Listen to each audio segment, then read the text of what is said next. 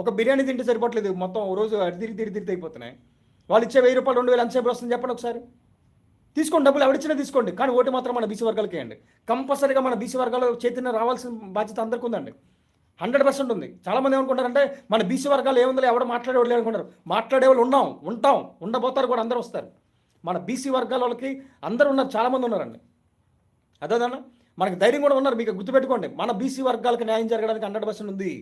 ఇప్పుడు అదే ఇప్పుడు ఇంతకుముందు మనకి పూర్ణచంద్ర గారితో మాట్లాడినప్పుడు అదే సార్తో ఆయన చెప్పినప్పుడు ఏంటి, ఆల్రెడీ పోలవరం ప్రాజెక్టులో ఇప్పుడు అమరావతిలో భూములు కోల్పోయిన వాళ్ళకి భూమి ఇస్తున్నాడు, డబ్బులు ఇస్తున్నాడు, మళ్ళీ ఎవ్రీ ఇయర్ కవులు ఇస్తున్నాడు.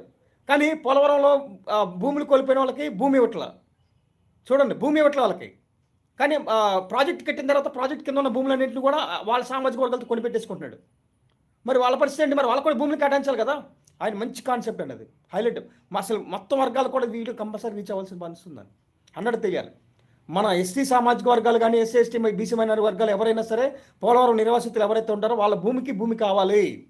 అలా ఇస్తేనే పోలవరంకి ఇస్తాను. మీరు అక్కడ ఊళ్ళు ఖాళీ చేయకండి, అక్కడే ఉండండి. 100% అండి. ఇప్పుడు జరిగేది అనుకోండి,